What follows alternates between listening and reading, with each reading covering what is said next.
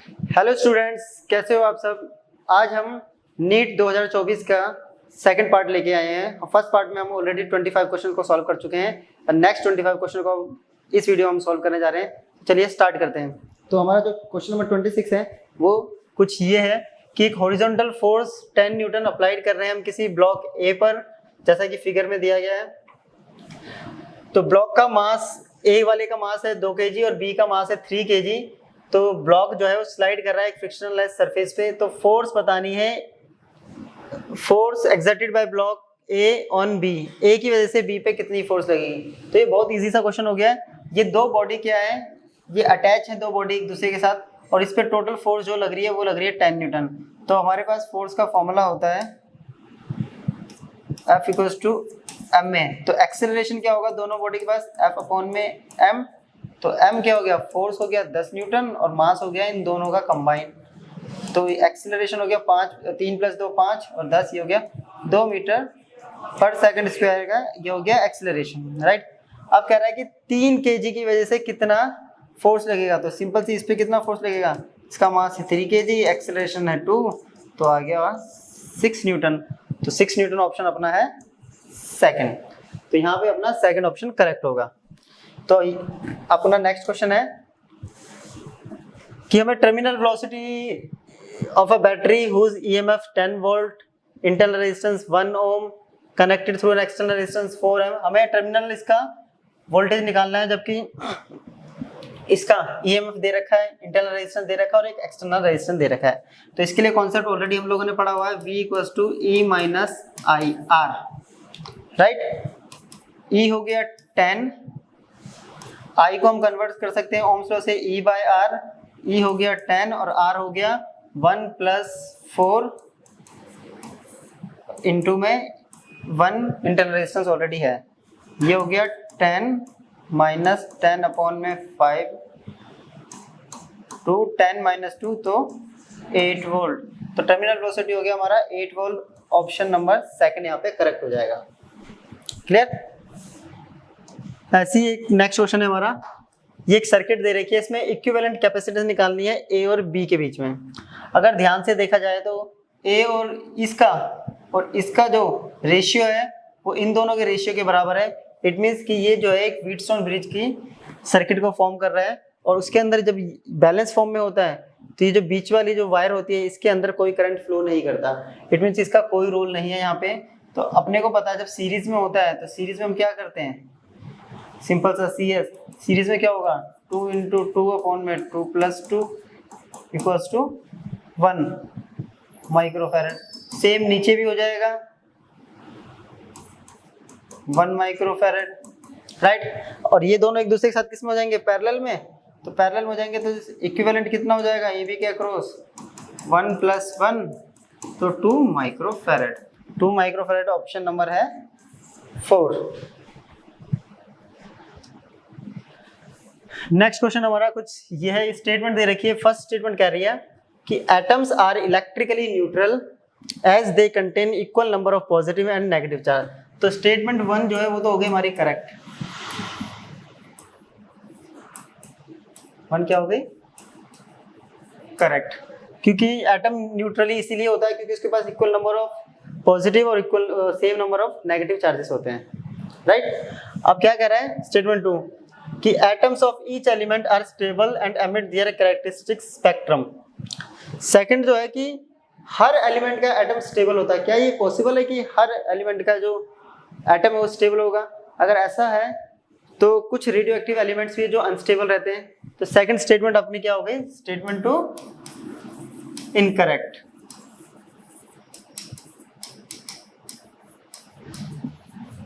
तो यहाँ से ऑप्शन चेक करेंगे, वो statement 1 and statement 2 are incorrect, ये गलत हो गया। Statement 1 is correct and statement 2 is incorrect. तो ऑप्शन नंबर सेकंड हमारा करेक्ट आंसर हो गया। क्लियर। तो चलिए अपना क्वेश्चन नंबर 30 है। ये एक शेप हमें दे रखी है, मैंने ऑलरेडी वहां पे क्रिएट कर रखा है। इसका दूसरा क्या कह रहा है, इस above diagram, in the above diagram a strong bar magnet is moving towards solenoid 2। इसकी तरफ एक बार मैग्नेट मूव कर रही है सोलेनॉइड 1 से। तो इंड्यूस करंट की डायरेक्शन 1 में और 2 में क्या होगी। तो देखिए अगर बात करें हम साउथ से, ये इसकी तरफ जा रही है, इसकी तरफ जा रही है, ये डायरेक्शन है इसकी, राइट। अगर इसको देखें तो ये डायरेक्शन आ रही है इसकी लेंजिस लॉ के अकॉर्डिंग, और यहाँ पे हम लगा देंगे थंब रूल्स कहते हैं इसको। थंब रूल को अगर लगाएंगे तो डायरेक्शन क्या बन रही है अपने पास, डायरेक्शन बन रही है ये, इट मीन DC, ऐसे। वहीं जब ये इससे अवे जा रहा है तो डायरेक्शन अपना नॉर्थ पोल इधर है, तो ये इसके अवे भाग जा रहा है, अवे जा रहा है, तो ये हो गई डायरेक्शन, तो डायरेक्शन होगी AB, इट मीन्स A से B और D से C, A से B एंड D से C, ऑप्शन नंबर अपना 4th यहाँ पे करेक्ट होगा। इसके लिए अपने को लेंजिस लॉ आना चाहिए, जो कि हमारा चैप्टर इलेक्ट्रोमैग्नेटिक इंडक्शन में हमने पढ़ा था। अगर लेंजिस लॉ पता है तो ये क्वेश्चन बहुत ईजी है। नेक्स्ट क्वेश्चन कह रहा है कि अगर C जो है लाइट की वेलोसिटी है फ्री स्पेस में, तो इसमें से करेक्ट स्टेटमेंट कौन कौन से करेक्ट स्टेटमेंट है। देखो, फोटोन की एनर्जी h नहीं होती है, ये स्टेटमेंट करेक्ट है। फोटोन की वेलोसिटी c होती है, ये भी करेक्ट है। मोमेंटम जो होता है वो h/c होता है, ये भी करेक्ट है। फोटोन इलेक्ट्रॉन कोलिजन में जो टोटल एनर्जी होती है और टोटल मोमेंटम कंजर्व है, ये भी करेक्ट स्टेटमेंट है। इट मींस अभी तक करेक्ट कौन कौन से आ गए, A, B, C और D, राइट। और लास्ट है कि फोटोन जो है उसके पास पॉजिटिव चार्ज होता है। फोटोन जो होता है एक न्यूट्रल पार्टिकल होता है, उसके पास किसी भी टाइप का चार्ज नहीं होता। तो इट मींस आपका ये 4 स्टेटमेंट करेक्ट हो गए, और ये 4 करेक्ट हैं आपके ऑप्शन नंबर 1 के अंदर। तो ये था हमारा क्वेश्चन। अब हमारा नेक्स्ट क्वेश्चन है, ये बहुत इजी क्वेश्चन है। क्वेश्चन क्या कह रहा है, a wheel of a bullock cart is rolling on a level road. It means ये रोलिंग मोशन का क्वेश्चन आ गया, right. If it's linear speed is v in the direction shown, ये इसकी लीनियर स्पीड है v, तो which one of the following option is correct, p and q are any highest and lowest point. p highest point हो गया, q lowest point हो गया, ये हो गया q लोएस्ट पॉइंट, ये हो गया p हाईएस्ट पॉइंट। तो ऑप्शन है कि point p moves faster than point q, both the points p and q move with equal speed, point p has zero speed and point p move slower then.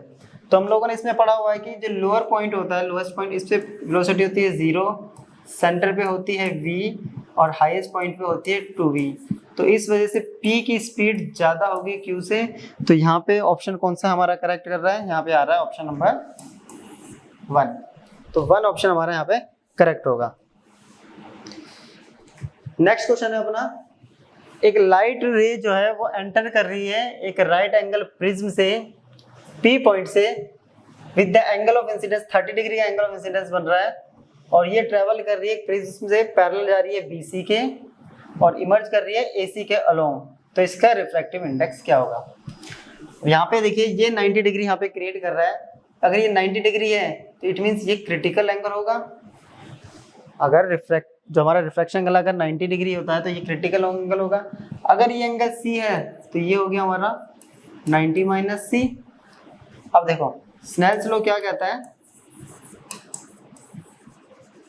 तो हम AC पे apply कर देते हैं। Snell's law कहता है कि इसका हम मान लेते हैं mu sine C equals to, बाहर एयर है, 1 इंटू साइन 90, यही कहता है। तो ये तो हो गया mu sine C equals to 1, तो sine C equals to 1 by mu. अब इस फेस के लिए करते हैं, AB के लिए स्नेल्स रूल लगा देते हैं। सेम बाहर का 1 into sine 30 equals to mu into sine 90 minus C। Sine 90 minus theta होता है अपना cos theta, it means cos C। Sine ये 30 होता है 1/2।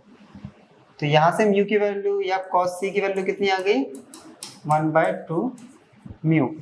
यहाँ से आ गया साइन C, यहाँ से आ गया कॉस C। अपने को निकालना है म्यू की वैल्यू, राइट। तो दोनों का स्क्वायर करो, कर दिया और ऐड कर देते हैं। ये हो गया 1 बाय म्यू का स्क्वायर प्लस 1/2 म्यू का स्क्वायर हो गया 4 म्यू। ये तो आ गया 1, यहाँ आ गया 4 म्यू स्क्वायर, डिवाइड किया तो 4 प्लस 4 में से आ गया 1 आ गया 5/4 म्यू स्क्वायर 1। म्यू स्क्वायर को उधर लेके जाओ, म्यू स्क्वायर इक्वल्स टू 5/4। तो म्यू कितना आ गया √5/2। √5/2 जो है ऑप्शन नंबर है अपना फर्स्ट। यहाँ आ गया ऑप्शन फर्स्ट करेक्ट आंसर अपना। तो नेक्स्ट क्वेश्चन है अपना ये कि एक पार्टिकल जो है वो मूव कर रहा है यूनिफॉर्म स्पीड से एक सर्कुलर मोशन में, तो मेंटेन करता है constant acceleration, constant velocity but varying acceleration, varying velocity and varying acceleration और कांस्टेंट। ये थ्योरी का क्वेश्चन है जो मोस्टली हर किसी लेक्चर में जब भी चैप्टर कराया जाता है उसमें जरूर कराया जाता है। तो इसका बेसिक आंसर हो गया 3। जब भी ऐसा होता है तो उसमें वेलोसिटी और एक्सेलरेशन दोनों ही वेरी करते हैं। नेक्स्ट क्वेश्चन अपना ये कि एक थिन स्फेरिकल शेल है, उस पे उसको चार्ज किया गया किसी सोर्स से, पोटेंशियल डिफरेंस निकालना है इन दो पॉइंट के बीच में, सी एंड पी के बीच में। अब हमने पढ़ा है जो स्फेरिकल शेल होता है यानी थिन स्फेरिकल शेल पे V कैसे होता है, remains same at all points, और वो क्या होता है K/R। अगर ये सेम है तो potential difference it means VC minus VP कितना होगा 0। तो ऑप्शन नंबर 3 करेक्ट आंसर हो जाएगा। जब पोटेंशियल हर पॉइंट पे सेम है तो उसका डिफरेंस कितना आएगा 0। ये नेक्स्ट क्वेश्चन है कि एक पैरेलल प्लेट कैपेसिटर को चार्ज किया गया है किसी बैटरी से थ्रू अ रेजिस्टर। अगर I इसके अंदर करंट है सर्किट के अंदर, तो then in the gap between the plates displacement current of a magnitude equal to I flow in the same direction as I, displacement current of magnitude equal to I flow in direction opposite to that of I, displacement current of magnitude greater than I flow but can be in any direction there is no current. क्या कह रहा है, ये parallel plate capacitor है, इसको किसी battery से हमने क्या कर दिया है चार्ज किया, और यहाँ से करंट जा रहा है I जिसको हम कहते हैं कंडक्शन करंट, और इसके बीच में जो करंट जाता है वो होता है हमारा ID। और ये हमने पढ़ा है कि जो कंडक्शन करंट होता है और जो डिस्प्लेसमेंट करंट होता है उसकी वैल्यू सेम होती है और साथ साथ डायरेक्शन भी कैसी होती है सेम। तो इसके अंदर से कौन सा ऑप्शन हमारा करेक्ट आएगा, displacement current of magnitude equal to I flow in the same direction, option 1। Basic सा ये थ्योरेटिकल क्वेश्चन हो गया हमारा। नेक्स्ट क्वेश्चन है ये, एक मेटेलिक बार है जिसका यंग्स मॉडुलस हमें दे रखा है, coefficient of linear thermal expansion हमें दे रखा है, लेंथ 1 मीटर दे रखी है, एरिया ऑफ क्रॉस सेक्शन है, इसको हीट किया जा रहा है 0 डिग्री सेल्सियस से 100 डिग्री सेल्सियस विदाउट एक्सपेंशन और बेंडिंग कंप्रेसिव फोर्स। तो ये आ गया हमारा थर्मल स्ट्रेस का क्वेश्चन। अब यहाँ पे हम लोगों ने फॉर्मूला पढ़ा होगा कि F इक्वल्स टू होता है YA अल्फा डेल्टा T। सब कुछ अपने को यहाँ गिवन है, 0.5 इंटू 10 की पावर 11, एरिया दे रखा है 10 टू द पावर -3, अल्फा दे रखा है 10 की पावर माइनस, और डेल्टा T आ गया 100 माइनस 0 तो 100, राइट। इसको सॉल्व कर देते हैं, पॉइंट आया 10, इससे गया ये बच्चा 10 और 2 12 और 8,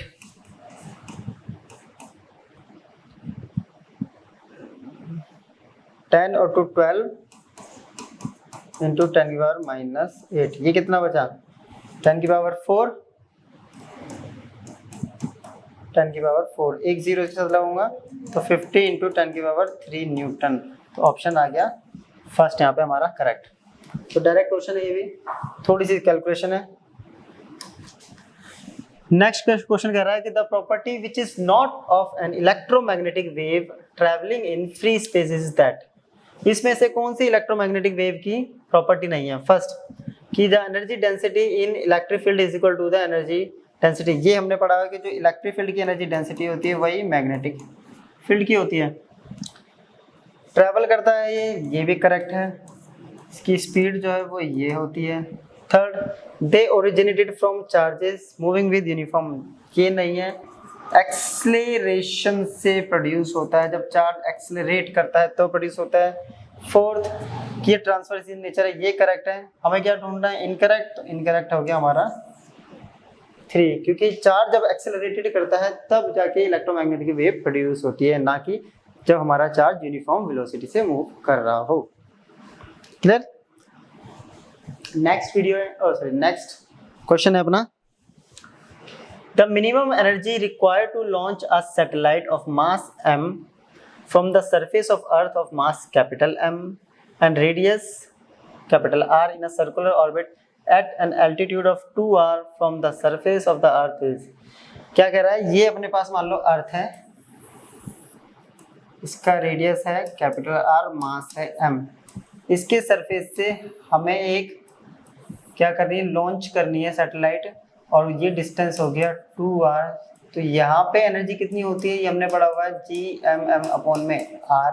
हमें क्या करना पड़ेगा, और यहाँ एनर्जी कितनी हो जाएगी, -1/2 Gmm अपॉन में डिस्टेंस कितना है R + 2r 3r, right.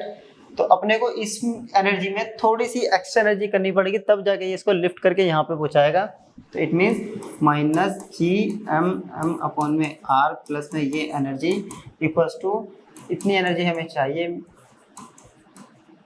Upon में 3r। इसको सॉल्व कर देते हैं, u ये आ गया -1/6 R Gmm और ये हो गया प्लस Gmm/R।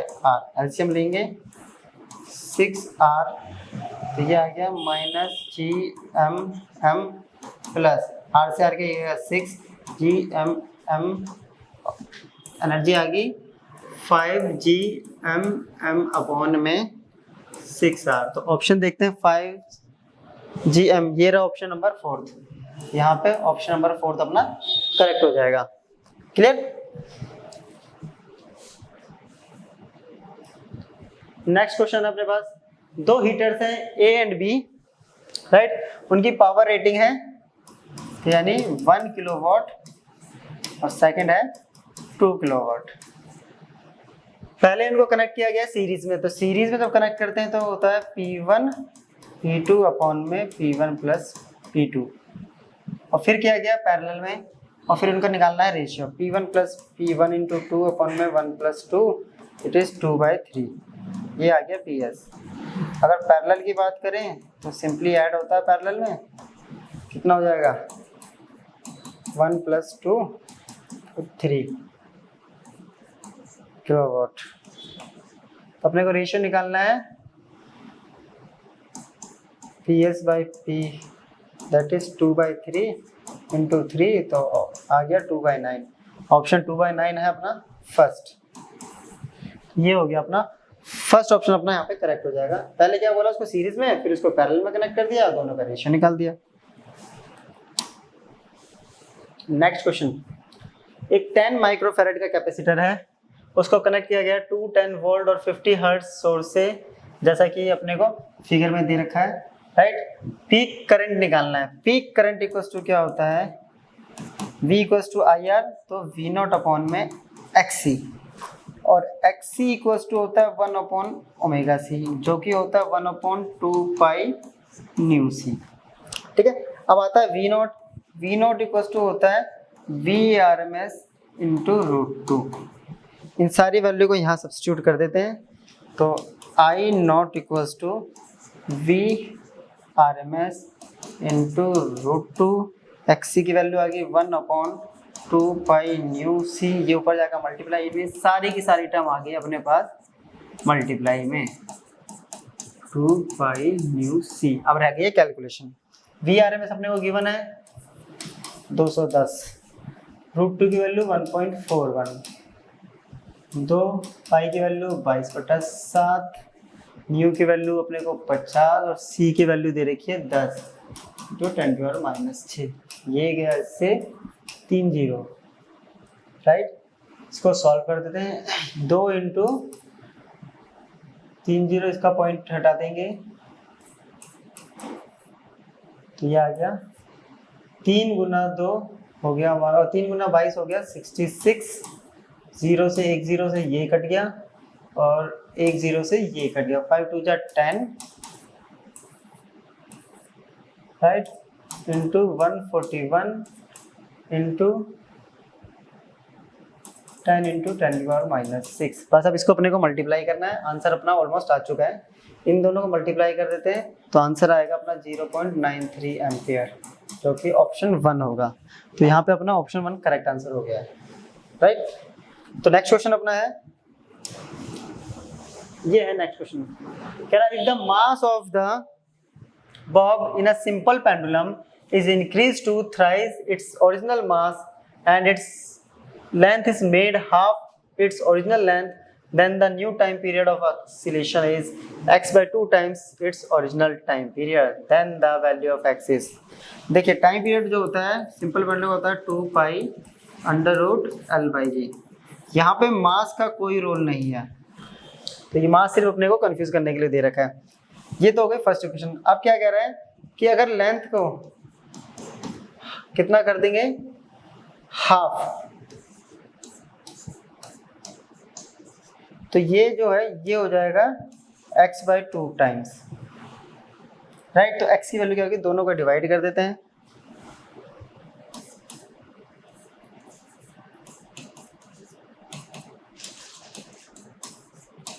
ये हो गया, नीचे आ गया 2 pi under root L by 2 ji, cut गया रूट एल से गया, जी से जी गया और टी से टी गया, ये 2 बाई एक्स और ये 2 भी ऊपर चला गया रूट 2, तो x उधर जाएगा 2 बाई रूट 2। अब 2 बाई रूट 2 तो ऑप्शन में है नहीं अपने पास, इसको कर देते हैं रैशनलाइज, तो रूट टू हो गया 2, ऑप्शन में आ गया, आंसर आ गया अपना रूट 2। क्या रूट 2 ऑप्शन में है, तो रूट 2 अपने को दे रखा, फर्स्ट ऑप्शन अपना यहाँ पे करेक्ट हो गया है। तो मास का कोई इफेक्ट पड़ेगा नहीं सिंपल पेंडुलम पे, सिर्फ मास अपने को कंफ्यूज करने के लिए दे रखा है यहाँ, राइट। नेक्स्ट क्वेश्चन है, a sheet is placed on a horizontal surface in front of a strong magnetic pole, a force is needed to hold the sheet there, force is needed to first hold the sheet there if it is magnetic. कह रहा है कि एक magnet है, मान लो बहुत बड़ी सी magnet है स्ट्रॉन्ग सी, इसके सामने हमने एक शीट रख दी है, ठीक है। तो इस पे फोर्स लगेगी, कंडीशन है कि अगर ये शीट मैग्नेटिक है, अगर शीट मैग्नेटिक मटेरियल की है तो यहाँ पे मैग्नेटिक मटेरियल की प्रॉपर्टी लग जाएगी, जैसे कि डायमैग्नेटिक की प्रॉपर्टी, पैरामैग्नेटिक, फेरोमैग्नेटिक। तो अगर मैग्नेटिक है तो ये शीट पे होल्ड कर सकता है, तो पहली स्टेटमेंट अपनी करेक्ट है ए। कह रहा है कि शीट होल्ड करेगी अगर वो नॉन मैग्नेटिक है, नॉन मैग्नेटिक पे होता नहीं है, तो बी इनकरेक्ट हो गया। सी कह रहा है कि शीट अगर मूव करेगी उससे तो वेलोसिटी यूनिफॉर्म वेलोसिटी से कंडक्ट, शीट पे हो सकता है, कंडक्टिंग है अगर, फिर से अगेन अगर शीट कंडक्टिंग है और ये मूव करेगी तो इसमें फ्लक्स क्या होता है, चेंज होता है, और फ्लक्स चेंज होता है तो एडी करंट बनता है, तो ये भी पॉसिबल है। डी कह रहा है कि शीट जो है पोल से अवे जाएगी विद यूनिफॉर्म वेलोसिटी से, अगर दोनों ही नॉन कंडक्टिंग है, अगेन नॉन कंडक्टिंग में पॉसिबल नहीं है ये। तो अपने पास दो ऑप्शन करेक्ट आ गए, ए एंड सी, और ए एंड सी है अपना ऑप्शन नंबर ए। नेक्स्ट अपने को करेक्ट सर्किट बतानी है इसमें से जो कि इस ब्रिज की बैलेंस कंडीशन। ये क्वेश्चन है इस पूरे पेपर में काफी ज्यादा अच्छा और जिसमें दिमाग लगाना पड़ेगा। कैसे है तो जरा देखते हैं। फर्स्ट अपने पास मैंने इसको यहाँ पर ड्रॉ करा हुआ है। फर्स्ट केस अगर देखें तो ये पॉजिटिव है, ये नेगेटिव है, यहाँ से जब जाएगा तो ये पॉजिटिव हो गया, ये हो गया पॉजिटिव, और अगर डायोड को देखें तो ये हो गया रिवर्स बायस्ड। रिवर्स बायस की वजह से ये क्या हो जाएगी, एक ओपन सर्किट, तो जिसकी वजह से ये पॉसिबल ही नहीं होगा, राइट। दूसरी की तरफ जाएंगे तो ये पॉजिटिव, ये नेगेटिव, यहाँ से ये पॉजिटिव, ये जा रहा है, ये जब अगर जा रहा है तो देखेंगे ध्यान से ये वायर है ना, यहाँ पे डायोड हो गया और डायोड फॉरवर्ड बायस्ड है और उसके एक पैरेलल में लगा दिया 5 ओम। अगर डायोड का कुछ रेजिस्टेंस भी हुआ तो पैरेलल में रेजिस्टेंस क्या हो जाता है, और भी छोटा हो जाता है, तो जो इनका रेशियो है वो सेटिस्फाई नहीं करेगा, तो ये भी पॉसिबल कंडीशन नहीं है। तीसरा देखें, नेगेटिव पॉजिटिव, ये नेगेटिव अगेन क्या हो गया,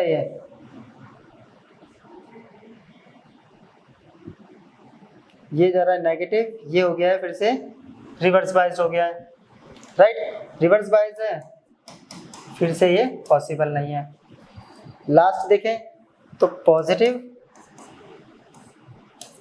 ये हो गया फॉरवर्ड बायस्ड, अब इसमें क्या है कि इसमें पॉसिबल हो भी सकता है अगर ये आइडियल नहीं है, कोई आइडियल ना होकर एक रियल डायोड है, उसका कुछ अगर यहाँ पे उसका सपोज रेजिस्टेंस 10 ओम दे दे, बट अपने को गिवन नहीं है, तो ये तीन तो पॉसिबल नहीं है, तो चौथा ये कंडीशन हो सकती है अगर एग्जामिनर नहीं, तो ये क्वेश्चन अपना बोनस में भी जा सकता है। तो अगर देखा जाए इन चारों का अकॉर्डिंग सिचुएशन देखा जाए तो ये सबसे सुइटेबल है, तो ऑप्शन नंबर 4 यहाँ पे करेक्ट हो सकता है अपना, राइट। नेक्स्ट क्वेश्चन है कि if the plates of a parallel plate capacitor connected to a battery are move close to each other, ये होता है पैरेलल प्लेट कैपेसिटर, राइट। इसको बैटरी से कनेक्ट कर दिया है और इन दोनों को अगर एक दूसरे के पास लेके आते हैं तो क्या होगा, तो C का फॉर्मूला होता है एप्सिलॉन नॉट A/D। अगर D क्या कर रहे हैं हम, डिक्रीज, तो कह रहा है चार्ज, तो C क्या कर रहा है, इंक्रीज। अब C इक्वल्स टू होता है Q/V, C इंक्रीज कर रहा है तो Q भी क्या करेगा, इंक्रीज। तो कह रहा है पहला चार्ज इंक्रीज करेगा, फर्स्ट अपना करेक्ट हो गया यानी ए, ठीक है। चार्ज इंक्रीज होगा तो कह रहा है कि एनर्जी डिक्रीज होगी। क्या एनर्जी डिक्रीज होगी, एनर्जी इक्वल्स टू होता है 1/2 QV। अगर Q बढ़ रहा है, Q अगर बढ़ रहा है तो एनर्जी भी क्या करेगी, बढ़ेगी, तो B हो गया यहाँ पे गलत। C कह रहा है कैपेसिटेंस इंक्रीज, तो ये ऑलरेडी हम कर चुके हैं, C करेक्ट हो गया। D कह रहा है कि जो रेशियो है वो कांस्टेंट रहेगा, रेशियो कांस्टेंट हो ही नहीं सकता, जब एक चीज बढ़ रही है तो रेशियो कांस्टेंट कैसे हो सकता है, चार्ज और पोटेंशियल का रेशियो कांस्टेंट पॉसिबल नहीं है। E कह रहा था चार्ज और वोल्टेज का प्रोडक्ट है, इंक्रीज करेगा क्योंकि चार्ज बढ़ रहा है, तो ये भी, तो ऑप्शन आ गया अपना A, C एंड E, जो कि है फर्स्ट ऑप्शन, राइट। तो इसमें अपने को कैपेसिटर का कॉन्सेप्ट लगाना पड़ेगा। नेक्स्ट क्वेश्चन है अपना कि एक आयरन बार है जिसकी लेंथ कैपिटल L है और उसका मैग्नेटिक मूवमेंट है M। तो ये एक आयरन बार है, ठीक है, इसका मैग्नेटिक मूवमेंट M है, लेंथ L है, ये पोल हुए, तो M इक्वल्स टू होता है M इंटू L। अब क्या कह रहा है, इसको बीच में से बैंड कर दिया है, तो चलिए ये कर दिया बैंड, ये हो गया L/2 बैंड करने के बाद ये एंगल बना रहा है 60। अब देखिए ये लेंथ, ये दोनों लेंथ इक्वल और एंगल 60 का है, तो ये भी क्या होगा 60 और ये भी 60, तो ये भी क्या हो गया L/2, क्योंकि इक्विलेटरल ट्रायंगल बन जाएगा। L/2 है तो नया मैग्नेटिक मोमेंट कितना होगा, M equals to M into L/2। ML जो है वो क्या है M के बराबर, तो नया मैग्नेटिक मोमेंट जो है M/2 हो गया, M/2 यहाँ पे ऑप्शन नंबर फर्स्ट है अपना, राइट। नेक्स्ट क्वेश्चन है अपने पास, कह रहा है कि वेलोसिटी टाइम ग्राफ दे रखा है हमें मोशन किसी बॉडी का, तो अपने को एक्सेलरेशन टाइम ग्राफ कौन सा सूट करेगा वो देखिए ये यहाँ से अगर देखें तो स्लोप जो है वो पॉजिटिव है, यहाँ पे स्लोप जो है वो है 0 और यहाँ है नेगेटिव। इसमें सिर्फ एक ही केस है वो जो सूट कर रहा है, सेकंड देखिए पॉजिटिव 0 नेगेटिव, ऑप्शन 2 जो है वो करेक्ट आंसर है, जबकि यहाँ पे ऐसा कुछ है नहीं, पॉजिटिव फिर कांस्टेंट फिर रुक गया है, यहाँ पे सिर्फ डिक्रीज हो रहा है फिर, तो सुटेबल कौन सा है अपना सेकंड ऑप्शन। 48 क्वेश्चन कह रहा है एक स्मॉल टेलीस्कोप है, उसका ऑब्जेक्टिव फोकल लेंथ है 140 सेंटीमीटर, आईपीस का फोकल लेंथ है 5 सेंटीमीटर, मैग्नीफाइंग पावर निकालनी है डिस्टेंट ऑब्जेक्ट। अब यहाँ पे हमें ये नहीं बता रखा है कि रिलैक्स नॉर्मल एडजस्टमेंट है या इन्फिनिटी पे है, तो हम नॉर्मल एडजस्टमेंट वाला लगाएंगे। नॉर्मल एडजस्टमेंट के लिए क्या होता है M इक्वल्स टू F/FE, तो 140/5 that is 28, it means option number first अपना करेक्ट हो गया। बहुत इजी सा क्वेश्चन था ये वाला। नेक्स्ट क्वेश्चन कह रहा है भाई ग्राफ दे रखा है जो कि एक VT कर्व को रिप्रेजेंट कर रहा है किसी आइडियल गैस में, T टेम्परेचर है, V वॉल्यूम है, 3 प्रेशर है P1 P2, कंपेयर कर रहे हैं हम चार्ल्स लॉ से, तो अपने पास इक्वेशन होती है PV equals to nRT। Charles law में क्या कहता है कि प्रेशर जो है वो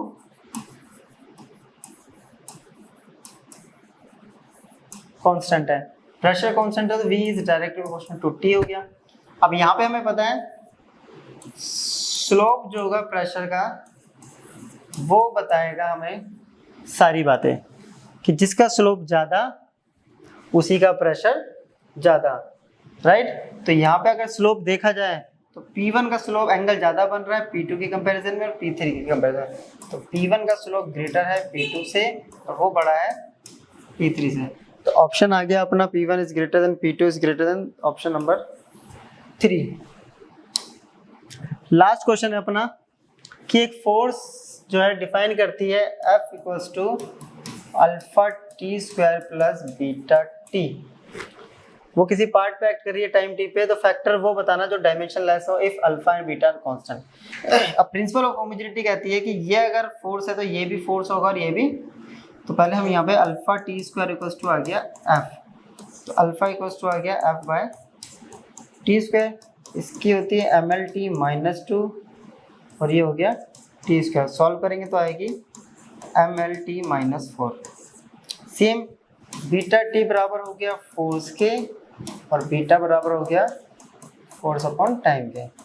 ये है MLT माइनस 2 अपॉन में टी, ये हो गया MLT माइनस 3। अब ऑप्शन के अकॉर्डिंग अगर हम चलें, अगर हम अल्फा बीटा जैसे कि ये है अल्फा बीटा का प्रोडक्ट करेंगे तो ये कांस्टेंट तो होने वाला नहीं, उल्टा ये क्या हो जाएगा M2 हो जाएगा, L2 हो जाएगा और t की पावर 7 हो जाएगा। तो ये तो पॉसिबल ही नहीं है, ये और ये तो खत्म। अब रह गया फर्स्ट और फोर्थ। फर्स्ट और फोर्थ के अकॉर्डिंग अगर हम करें तो अपने पास अल्फा क्या बोला है alpha t by b. First को चेक कर लेते हैं यहाँ पे पुट करके MLT माइनस 4, बीटा है MLT माइनस 3 और इसको t से करते हैं तो ये आ गया ऊपर MLT माइनस 3 अपॉन में MLT माइनस 3 जो कि हो गया डायमेंशनलेस। और यही हमें चेक करना था, तो ऑप्शन 1 हमारा करेक्ट आंसर है। तो ये था हमारा, पहले इसको देख लीजिए, ये था हमारा नीट का पेपर जो कि हमने सॉल्व कर दिया 2024 का सॉल्व किया। हमने इसको 2 पार्ट में सॉल्व किया है बिकॉज वीडियो लंबी हो रही थी। फर्स्ट पार्ट में हमने फर्स्ट 25 क्वेश्चन को सॉल्व किया, नेक्स्ट में नेक्स्ट 25 क्वेश्चन को सॉल्व किया। इसकी हेल्प से आप चाहे तो अपनी आंसर की मैच कर सकते हैं। तो चलिए अब मिलते हैं हम नए लेक्चर वीडियो के साथ नेक्स्ट वीडियो में, तब तक के लिए गुड बाय।